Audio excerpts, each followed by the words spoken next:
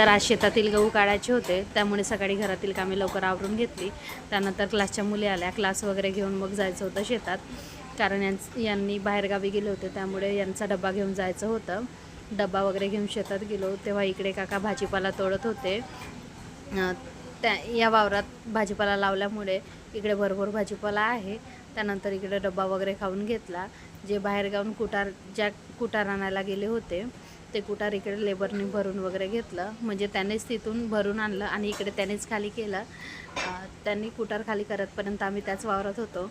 नंतर दुसऱ्या शेतामध्ये जायचं होतं, कारण इकडे गहू काढायचं काम चाललेलं होतं. इकडे क्रेशरने गहू काढणं चाललं होतं. मी आजपर्यंत कधी ही मशीन बघितली नव्हती, पहिल्यांदाच बघितली. इकडे गहू काढत होते तर इकडे भरणंसुद्धा चालू होतं. त्यासोबतच काही तासातच हे काम मशीनमुळे सोपं झालं व लवकर गहू वगैरे काढून झाले व इकडे पोत्यात भरूनसुद्धा घेतले. त्यानंतर जवळपास लवकरच हे काम आमचं आटपलेलं होतं. घराकडे जायचं होतं, त्यामुळे इकडलं काम वगैरे आटपून घेतलं आणि मग निघालो घराकडे. थँक्यू. असा होता आजचा दिवस.